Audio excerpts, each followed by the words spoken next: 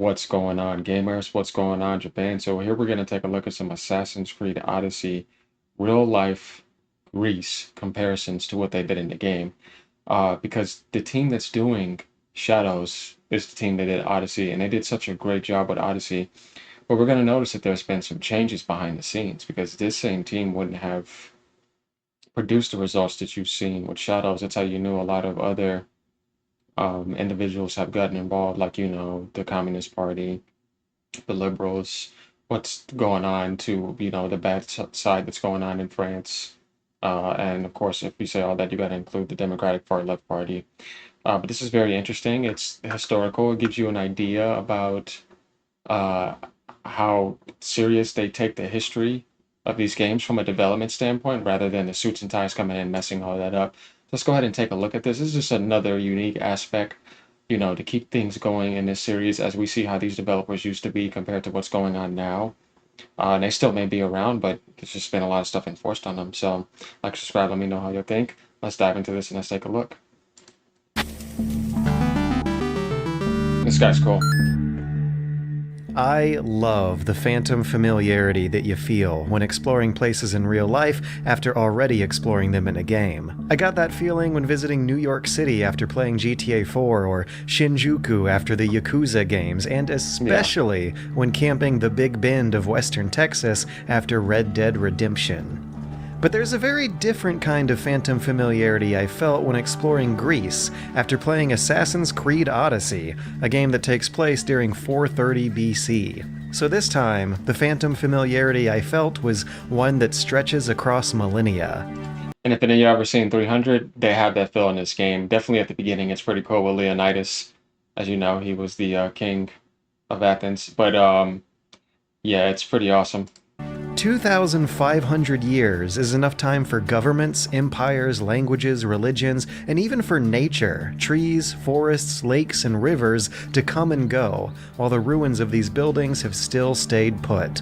Constant what-ifs had my brain comparing the reality of what Greece looks like now against what a big-budget video game suggests it could have looked like almost 100 lifetimes ago. That's an abyss of time that would be incomprehensible were it not for the occasional columns that spring up among Athens' modern skyline, or the rocks at the inner-city Acropolis sites, which have been eroded by thousands of years and millions of feet into the waxy, slippery rock you'd expect to see at a river. This is the earliest time period the series has explored, and no other series explores historical settings with an eye for architecture and urban planning like the Assassin's Creed games do.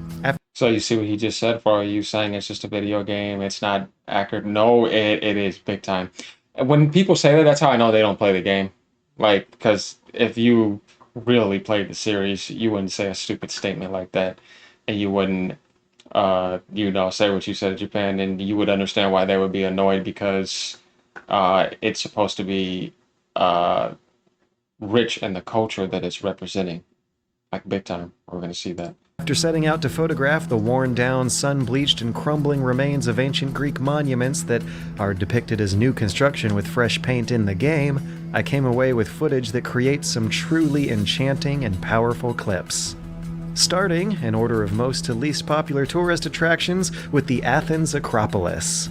The word Acropolis doesn't refer to any particular building, but rather this whole hilltop complex, built in the 5th century BC by Pericles, the father of democracy. To enter the Acropolis, you pass through the Propylaea Gates, which also mark the end of a road called the Sacred Way that we'll be visiting later. The Acropolis was built to celebrate a victory against invading Persians who destroyed the hilltop's previous temples. Yeah. But work on those gates got put on hold for another war, the Peloponnesian War seen in the video game. Yeah, at the beginning of Odyssey, the Persians are fighting you and they're invading, and they invaded twice too. Pausing its construction to this day. A Historically. few steps ahead is the Parthenon, the postcard symbol of modern Greece, ancient Greece, democracy, and whatever the hell Western civilization is supposed to be. This building functioned as the Athenian treasury as well as a temple to the Greek goddess the city is named after, Athena. The accurate but somewhat idealized video game version features bigger, thicker columns, extra shiny statues, and these regal blue banners. So you get the idea of what he was showing in the present moment and how they're, showing you how it was back then. I mean, they do a really good job with it. With the Athenian owl. In 1687, the Parthenon was blown up during a war, and over the past century, since tourism became popular, it's been crumbling at a rate faster than previous ones, thanks to there being a lot more drainage pipes installed underneath. Reconstruction projects that have been going on since 1975 are why it's usually covered in scaffolding nowadays. What might account for more slight differences in footage are subtle tilts built into the higher features of the building, creating optical illusions that, when viewed from the intended focal point below, make the whole structure appear straighter and flatter than it would otherwise. The square reliefs above the columns are metopes, with an accurate copy in the video game. However, for the statue work above, called the pediment, Ubisoft didn't remake the real thing, but instead used a more generalized model you'll see if you zoom into many other temples throughout the game. This architecture was meant to evoke a straightness, a flatness, and a symmetry you would never find in the natural world. It's a divine aesthetic worthy of the gods. So you see, they travel around to those areas as they're developing, taking screenshots and pictures. A lot of people don't know that. They think they just sit in a development room. No! They run around taking a whole bunch of pictures. You do a lot of photography. You do a lot of traveling around in the real world. You learn. You talk to people. It's like that. Whose statues reside inside, like Athena here, who has been replaced by a crane. But back then, Athens' most recognizable landmark, from miles away, was the colossal bronze statue of Athena outside. Where is it now? It was moved to Constantinople, where, in 1203, there was a riot documented, where drunken crusaders destroyed a statue matching the description. To the left of the Parthenon is the Erechtheion, famous for its caryatids, the columns carved in the shape of women. This was meant to beautify more unsightly features that supported the structure, which housed a number of relics. So we see how, like, every time he's showing something, then he shows how they developed it in the game. Like, this is real development here without, DEI invasion, woke invasion coming in, just trying to use AI implements and just doing it for the AI, finding it on the internet, rather than being there on the ground and real developers getting involved and wanting to do that because they take the project very serious. So it's not a question of whether Ubisoft Quebec could do it, but it's a question of what the hell happened behind the scenes to that development team that was doing this game and that did Syndicate and, other games. Because that's the question. Yeah, an invasion happened. Thought to be physical evidence of the existence of gods. Marks on the floor, thought to be from Poseidon's trident, led to a saltwater well, and a particularly large, particularly resilient olive tree was thought to be Greece's first olive tree, planted by Athena. Just below the Acropolis Hill, but part of the same ticket admission price, are two ancient theaters. The one present during the game's time is the one dedicated to every college neo-pagan kid's favorite, Dionysus, the god of wine, revelry, and theater. Unfortunately, this is where the game footage and the real-life footage are going to start to clash. What we're seeing in real life dates to a refurbishing project that happens about 2 or 3 decades after the game. So the game's version is more wood than stone, and way off scale, showing how the game's version of the city and its monuments kind of crams things together to... That's not bad though. See, I don't mind that because you have to envision at that point. And I get what he means by wood instead of stone, but it's still pretty accurate. And I accept that in a lot of ways. But we see, this is why this video is so good, because this guy's awesome. He does a really good work where he's giving you that, here goes the current present, here goes what they're trying to show you back then. And you see this a lot on and off in the video, and it's very awesome. I hope that people do stuff like this for Shadow so that we could see, because there's going to be a lot of exposure for that. So we're going to be looking out for that. I'll be looking out for that, don't worry. Keep the streets wide and travel times short. The Odeon of Pericles was an indoor theater built into the lower right corner of the outdoor one. The colorful Persian-style patterns are meant to resemble King Xerxes' tent. It's another celebratory monument of the Persian defeat. Nowadays, whatever this building is there instead. It would make sense that the less famous Acropolis landmarks would get less attention from the game developers. Like the Temple of Themis here, with the monument of Hippolytos next to it. But they're way off their spots in real life, and so destroyed that I just couldn't find any matching details at all. But there's a lot more to Athens than the Acropolis, and the entire list of real-life landmarks, artifacts, and statues that made it into the game is truly cyclopean, more than any one person can cover. But I might as well start covering Greater Athens with Areopagus Hill, now a popular stealth drinking and makeout spot for watching the sunset. In history, this was used as a kind of outdoor courthouse for only the most serious crimes, like homicide, battery, or the destruction of olive trees. It was a fiercely sacred spot. Its usage as a court dates back to prehistoric myths claiming that this is where Ares was judged by the gods for killing one of Poseidon's sons. And in Christianity, this is where St. Paul the Apostle delivered a sermon, yearning the Athenians to focus all that religious productivity towards just one monotheistic god instead. Oh, you know what? That's very interesting. I'm gonna look into that more after this. Rather than copying the exact hill, Ubisoft combined a few reusable hill models for the Areopagus. The stairs and the altar you see in the game are virtually invisible in real life. Unless you're looking at aerial photography, where some faded stains in the rock, some evidence of former construction, becomes visible.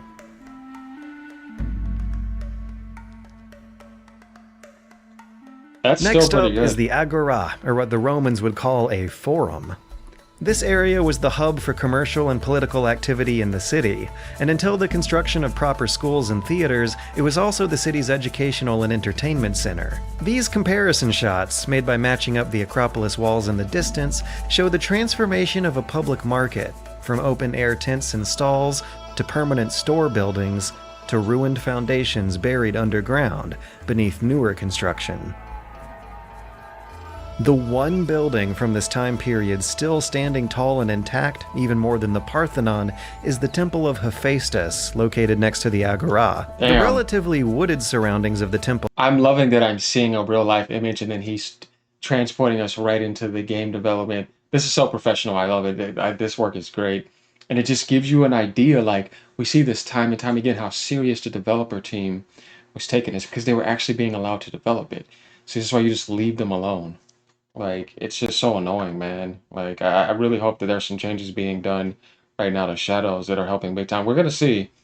But man, it's just been a very ridiculous ride so far. Disrespectful ride. now, which contrasts against the urbanization you see in the game, is because the population of Athens declined around after the medieval crusades for centuries, until spiking again in the 1960s. At one point, during the 1830s, there were only 4,000 people living in Athens, which explains the overgrowth now seen on top of the stonework in the game. Stone from the stairs and streets must have been reused over the centuries, but the temple was converted into a church during the rise of Christianity, keeping the building itself off limits for demolition this whole time. Thanks to its preservation, the game artists didn't get too creative here. It's a real easy matchup, besides the standard issues of slightly mismatching columns and the relief work on top getting swapped out for more generic textures and models. But the Pnyx, on the other hand, exists in a very, very different state than the one from the game. Thousands of Athenian citizens would pack in here at least 10 times a year to vote on public proposals, deciding laws, adjusting taxes, and declaring war and peace by a simple show of hands, or, for more discretion, by scribbling their votes onto shards of pottery. It's an important site in the history of democracy and a significant story location for the game. However, the version we're seeing in the game should be looking like Phase 2 of the 3 versions of the Pnyx that were constructed in real life. Even then, models and plaques made by the experts depict quite a different architectural concept than what Ubisoft made. In fact, the speaker and the audience face the exact opposite direction in the game. The only detail that vaguely matches up is this stone square hole located in a similar spot.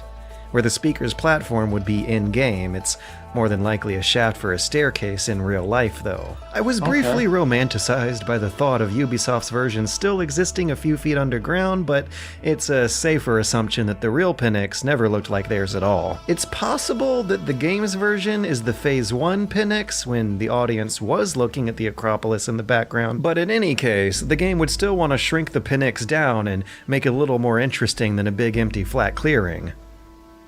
When remaking a real city, games tend to scale things down and then have to shuffle landmarks around accordingly, which I definitely noticed when exploring the Archaeological Museum of Kerameikos, which is located on a spot that intersects no less than 3 game landmarks that, in the game, they're more spread out, rotated all wonky, and resized so dramatically that the big Grand Pompeion got turned into a humble generic warehouse.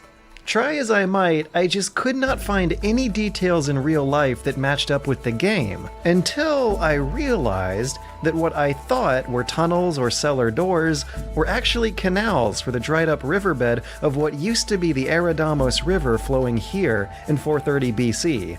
And then, suddenly everything else snapped into its place. Kerameikos was Athens' pottery district, and it's only like 15 buildings huddled away with their own kind of borders in the game. But in real life, it meandered west towards Athens' city walls, through the large Dipylon Gate, which would have been blocking my view here if it was still standing, and then to the smaller Sacred Gate, through which runs the Sacred Way, the road that ends at the Propylon Gates of the Acropolis. Thing is, this ancient river flows outside of the city's walls into what is, in-game, a place that looks like an abandoned no-man's land. So yeah, we see in this game obviously politics still going on, and even in that time BC, a democracy, all that type of stuff, like it was anything new. I tell people it's been here, it's not anything new. But what do people have to say about the series not being historically accurate? Yeah, a lot of bullcrap. It's very historically uh, accurate and rich. They base so much off of history. People just don't understand this. That's just why people like the series a lot too. Plus, like mixing in a bit of fantasy to where you can enjoy the video game and have fun with it too, because you want that to happen as well too. And they've done such a great job with it. This is just a great example right here, and we see that this team was capable. So this just gives us an idea, right? What the hell happened? As I said before. That's just like really using our common sense deductive skills to realize something changed. Because they should keep growing and getting more better technology, and you know, but yeah, it's obvious what happened. But in real life, the cemetery was just feet away from the walls. The Kerameikos Cemetery, where Pericles fully committed himself to democracy by being buried in a mass grave for everyman, displays a number of statues and steles that you can see Ubisoft used as references for the game. More as approximations than digital copies, though. The game's cemetery is smaller, with cleaner pathways than real life, but these That shows that they were there looking at it. You see what I mean? Taking actual photos, not like, let me go on a computer and use an AI to do this. No, no, no, no, no. We see that. retaining walls around the family tombs are there both in-game and real life, even though, they're way smaller in-game. But compared to all that, the Sanctuary of Delphi may be the most accurate location in the game, even more than the Athens Acropolis. I'm seeing a lot of matching details here, even though the area has been so battered by earthquakes that all of the original buildings have toppled over at some point. In 1906, French archaeologists put the Athenian treasury back together from the rubble, and kinda like the Parthenon, you can tell which bits are new from the color of the marble. But unlike the Parthenon, Delphi's sanctuary went mostly unused over the centuries since the 400s, when the Roman Empire converted to Christianity and forcibly closed major pagan places of worship like this. Good. So the real-life ruins, despite how close they resemble the game, date from over 800 years after the period shown in the game. So the ruins have remained relatively undisturbed all this time. Just like with the Temple of Hephaestus, that means the team didn't get too creative with their recreating. The surrounding streets and staircases are far steeper and more narrow in reality, probably to give the player more room to run around on the street, but other than that, it's really remarkably reconstructed. The only truly beautiful feature that didn't make the transition is the imposing Mount Parnassus Valley itself. The elevation and the visibility is incredible. When you're there, you are in the clouds. It is a sublime sight explaining this place's divinity. In the game, though, the valley looks a little, scrubby. Anyways, most everything else is there, huddled around the most important building, the Temple of Apollo, which housed the Oracle of Delphi, the Pythia. This woman's workplace wasn't just high from the elevation. She would combine an earnest faith in the gods with euphoric cave fumes coming up from fissures in the ground to give all Greeks, regardless of their class or birthplace, divine fortune-telling advice, shaping history in unimaginable and ironic ways. This is the spot where the oracle asked the gods if Socrates was the smartest man in the whole world. The gases or the smoke or the birds or whatever happened to blow in whichever direction she translated as a yes, prompting him to invent philosophy as we know it by trying to prove her wrong for the rest of his life and it never really happening. Ironic self-fulfilling prophecies, whether they're from the oracle or from austerity measures, are about as Greek as the Olympian gods themselves. Even in the mythological backstory of this temple, the first two versions were made out of laurels, feathers, and beeswax thanks to divine intervention. But us humans, cursed with mortality, built it out of sturdier things like bronze and stone, leaving it susceptible to earthquakes, to be rebuilt again and again and again. I'm not kidding, it's not even a history thing. There were 90 earthquakes in Delphi just this year. Picking a site with fissures in the ground for the oracle, that's about as literal a blessing and a curse as you can get. So the ruins in this real-life footage are actually from a 6th version of the temple, and That's crazy. Huh. Interesting stuff right there. the game's version is the 5th, letting Ubisoft get away with slightly different proportions, slightly different placement, and quite different surrounding construction. But really, the biggest difference is that the current one was destroyed by early Christian Romans rather than from an earthquake that got the game's temple. Across from the temple is the Tripod of Plataea, built to memorialize what else but a victory over the Persians. In the game, it's placed about 20 to 30 feet away from and a bit higher than where it would be in real life. What's in real life is also a copy from 2015. The real thing was moved to Constantinople in 324, where this bottom half of its serpentine column still stands to this day. In the background, you can see how the landmarks are spread a bit further apart from each other for wider streets. I suppose such slight adjustments are still plausible. There is that 800-year difference between the game and the ruins, but it'd be harder to change the slope of Mount Parnassus itself, though. A theater above the temple gives you a view of the entire valley below. You can see everything. In the game, though, the angle isn't quite as breathtaking. The theater Ubisoft made here sure is a theater, but it's not this one.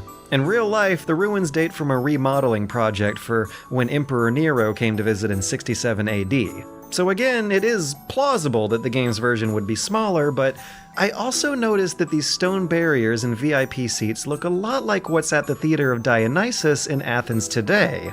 In fact, it's almost a perfect match. So the theater they modeled for video game Delphi apparently used the theater in real-life Athens for reference. Wild. Another example of the game generalizing ancient Greek architecture for the... So yeah, this is pretty impressive. Like I said, the series has always been like this, and this is the only one I really didn't dive into and beat. And I did do the intro, so I'll eventually share that. But I mean, this is it, right? I mean, this just gives people an idea about the historical accuracy and enrichment of the series, like big time. We're gonna finish sake this a of little bit though. efficiency is the stadium at Delphi, located even further up the mountain. See Let me know how what y'all close think. this stadium in the game's version of Thebes, or the Olympic one at Elis, matches up with the real-life stadium at Delphi? There's no stadium at Delphi in the game, though according to the plaque there should at least be a foot racing track. But nevertheless, the game stadiums do stick to the standardized measurements, the roughly 600 feet that make up the titular unit of measurement. One stadia. The oldest, the loneliest, and the last stop on our tour is Mycenae, a primordial place in ruins even during the game's period, swelling with profound implications behind ancient and modern history. This kingdom informed the cultural and political landscape of Homer's Greece, the supposed kingdom of Agamemnon, the antagonistic king who sparks the events of the Iliad and the Odyssey. 3,500 years later, this place became the bedrock for modern archaeology, where discoveries made throughout the mid-1800s led to dramatic reinterpretations of what national identity, ancient history, piety, and mythology all mean in an industrialized world. Heinrich Schliemann was a pioneering early archaeologist whose eagerness to prove that Homer's stories were based on truth sparked countless scientific discoveries. But in the process, his discoveries also destroyed countless examples of the very artifacts he was looking for, and accidentally gave the Nazis the swastika. It's because of him that this citadel is informally known as Agamemnon's Palace, even though the later science revealed that the character of Agamemnon might have been more fictional than Schliemann thought. But the kingdom of Mycenae turned out to be quite real, and it's also the setting of Greek myths that precede Homer. Though Agamemnon's not on the list, a line of real documented kings that did rule here strengthened their authority by claiming descendancy from the mythological characters. Agamemnon's Palace is the romanticized name the game gives this place, which only vaguely sticks to the real floor plan.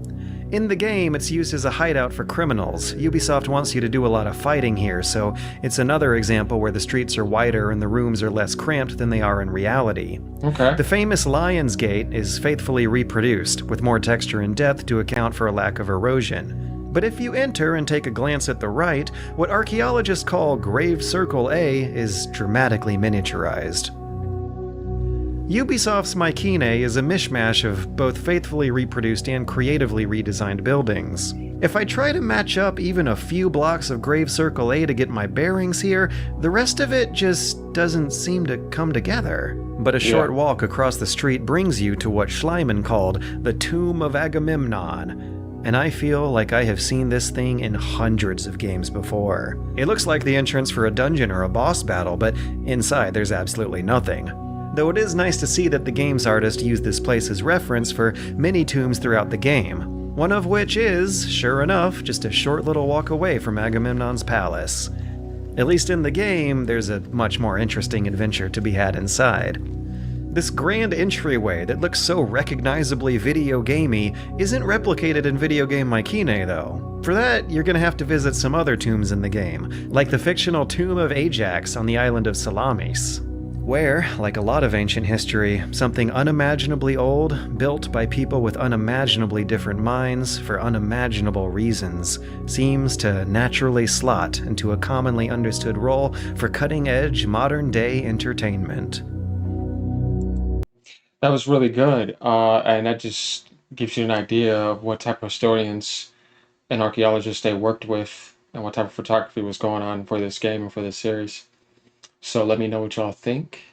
We see that these devs are capable, and we're going to continue to see what the hell happens in the next few months here as things get unveiled about the map, the designs, and everything in that game on a larger scale, because there's just so much we still haven't seen.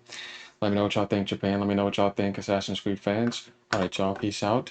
Glad to do this. Keeping things unique. You know, more Ubisoft news will pop up eventually. All right, y'all. Hopefully everybody is enjoying Monster Hunter beta, because yeah, that game's going to be amazing and be a Game of the Year contender next year. Peace out, y'all.